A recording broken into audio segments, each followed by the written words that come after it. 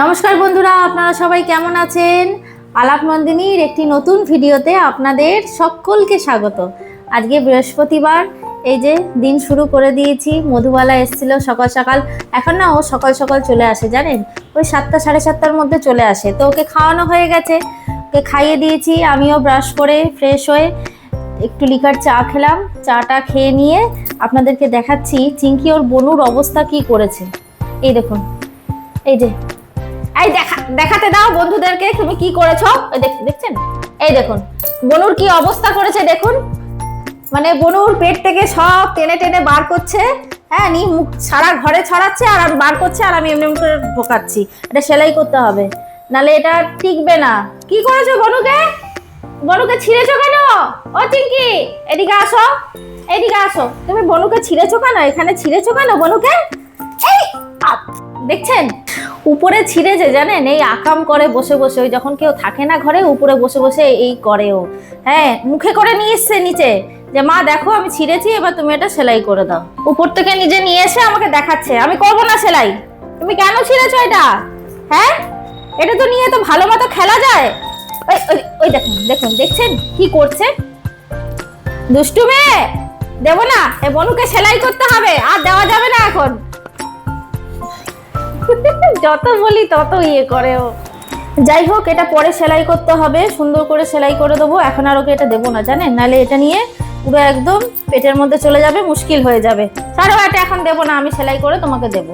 দেখি মুখে লেগেছে, মুখে লেগেছে। চলো চলো উপরে চলো।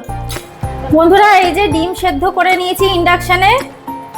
আজকে বন্ধুরা একটা ডিমের রেসিপি আপনাদের সাথে শেয়ার করব। এই রেসিপিটা একবার বানিয়ে খেলে মনে হবে বারবার বানিয়ে খাই, এতটা ভালো লাগে খেতে। তো ডিমগুলো তো আমি সেদ্ধ করে নিয়েছি, চলুন ডিমগুলো এবার একটু ছুলে নিই খোসাটা।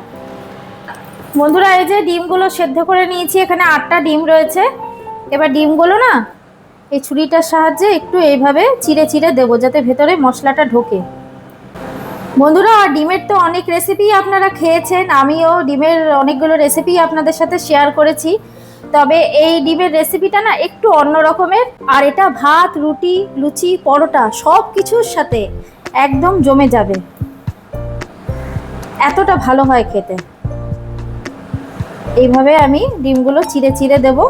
আর বন্ধুরা, আপনারা তো সবাই জানেন আমার ডিম খেতে খুবই ভালো লাগে, সেই জন্য ডিমের না বিভিন্ন রকমের রেসিপি আমার করতেও খুব ভালো লাগে। এই যে ডিমগুলো সব কাট করে লাগিয়ে নিয়েছি, দেখুন এইভাবে কাট লাগিয়ে নিয়েছি। ডিমগুলোতে ভেতরে মশলাটা ঢুকবে। একটু লবণ আর গোলমরিচ দিয়ে মাখিয়ে রেখে দেবো।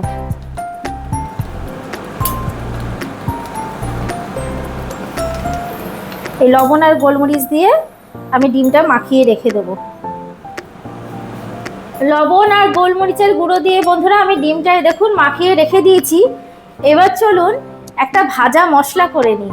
এই ভাজা মশলাটা দিয়েই কিন্তু আমি ডিমটা রান্না করব। এতটা ভালো লাগে না খেতে, একদম অন্যরকম স্বাদের। দেখুন আমি কি কি নিয়েছি, সব অল্প অল্প নিয়েছি। 8টা ডিমের জন্য আমি এই মশলাটা নিয়েছি।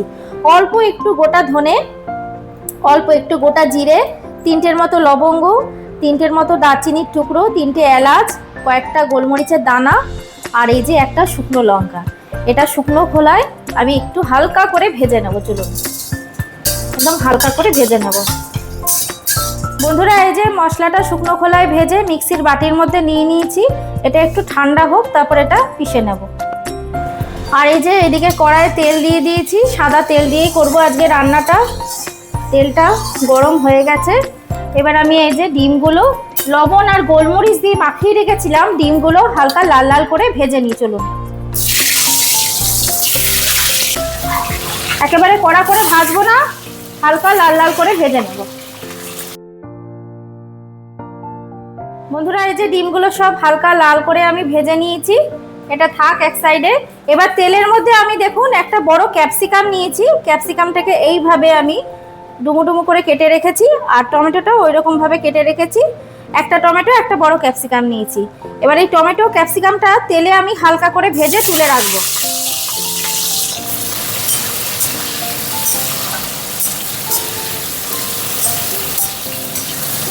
ক্যাপসিকাম আর টমেটোটা আমার হালকা করে ভাজা হয়ে গেছে দেখুন। এবার আমি এই প্লেটটার মধ্যে তুলে রেখে দেবো।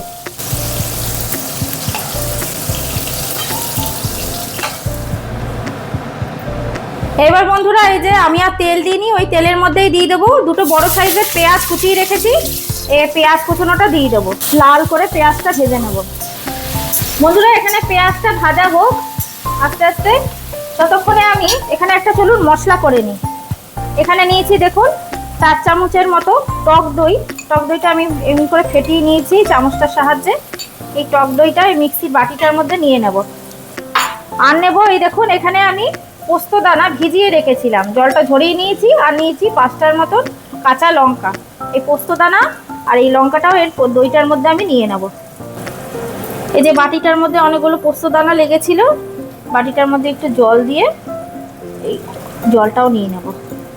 এবার মিক্সির ঢাকনাটা আটকে আমি একটা পেস্ট তৈরি করে নেব। এবার আমি এই যে কয়েকটা আদার টুকরো আর রসুন পিষে নেব।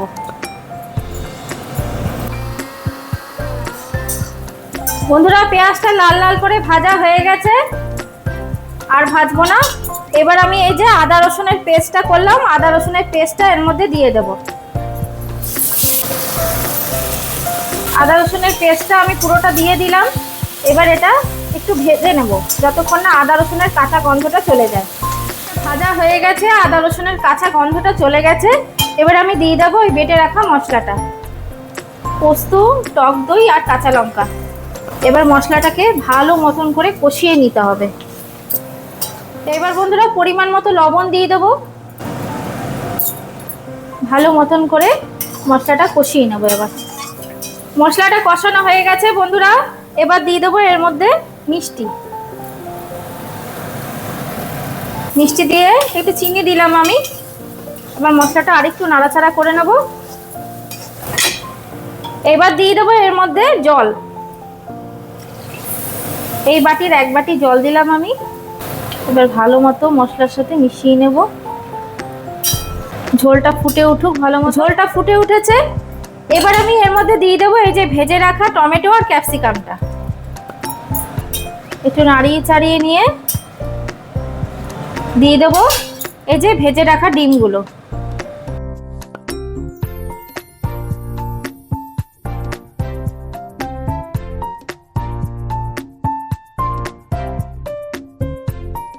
এবার 2 মিনিট ফুটে উঠুক। এই যে বন্ধুরা ঝোলটা ভালো মতো ফুটে উঠেছে। এবার দিয়ে দেবো এই যে ভেজে রাখা মশলাটা গুঁড়ো করে রেখেছি।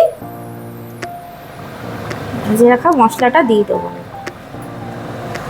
ব্যাস, মানে এর স্বাদ যে কি অপূর্ব হয় বন্ধুরা, না করে খেলে বুঝবেন না।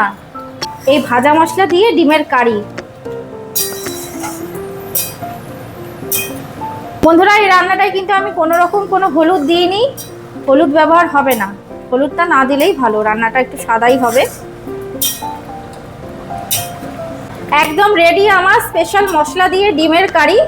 আপনাদের বেড়ে দেখাচ্ছি, দাঁড়ান।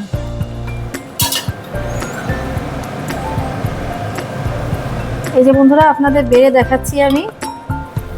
অত্যন্ত লোভনীয় একটা ডিমের রেসিপি,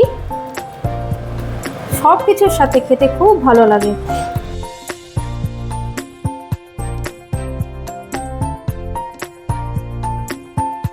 তৈরি হয়ে গেল বন্ধুরা আমার স্পেশাল ভাজা মশলা দিয়ে ডিমের কারি রেসিপিটা কেমন লাগলো বন্ধুরা কমেন্টে কিন্তু অবশ্যই জানাবেন। আর ভালো লাগলে একটা লাইক শেয়ার করে দেবেন। আর যারা নতুন বন্ধু এখনো চ্যানেলটিকে সাবস্ক্রাইব করেননি তারা প্লিজ একটু সাবস্ক্রাইব করে পাশে থাকবেন। আমিও আপনাদের পাশে থাকবো। সবাই সুস্থ থাকবেন, ভালো থাকবেন, আনন্দে থাকবেন।